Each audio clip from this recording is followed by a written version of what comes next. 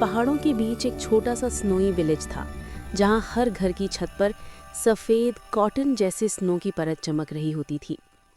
Christmas का time था और पूरा गांव लाइट से रोशन हो रहा था।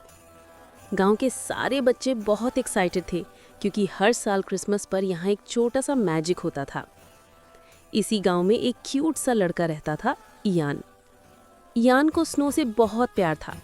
सुबह जैसे ही आंख खुलती वो जैकेट पहनकर बाहर भाग जाता, स्नो एंजल्स बनाता, स्नोबॉल से गेम्स खेलता और फ्रेंड्स के साथ आइस स्लाइड पर फिसलकर जोर जोर से हंसा करता।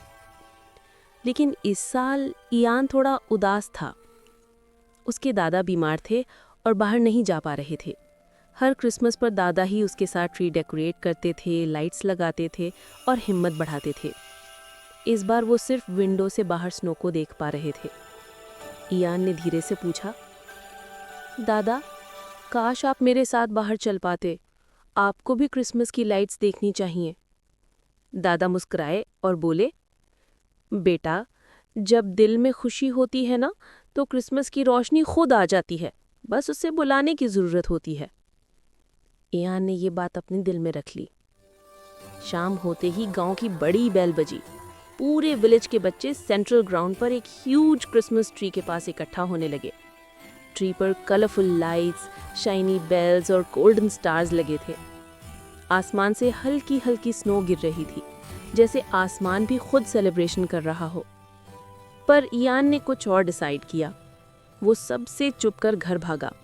उसने एक वुडन बॉक्स निकाला और उसमें से रिबन्स, पेपर्स और कलर्स निकाले। अपने छोटे छोटे हाथों से उसने एक ब्यूटीफुल पेपर स्टार बनाया, क्योंकि वो चाहता था कि दादा भी इस क्रिसमस की लाइट महसूस करें।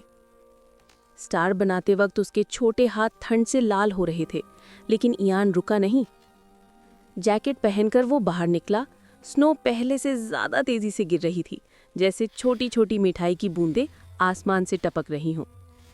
इयान सीधा गांव के पीछे वाली पहाड़ी पर चढ़ गया। वहां स्नो सबसे ज्यादा होती थी। ठंड तेज थी, लेकिन उसका दिल गर्म था। वहां पहाड़ की चोटी पर उसने अपना पेपर स्टार को सॉफ्ट स्नो में खड़ा कर दिया। और फिर कुछ अनबिलीवेबल हुआ।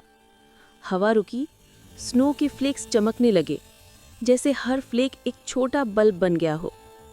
अचानक से पूरे हिल टॉप पर हल्की सी गोल्डन ग्लो फैल गई। दूर दूर से गांव वाले चिल्लाए, देखो, हिल पर क्रिसमस का मैजिक आ गया।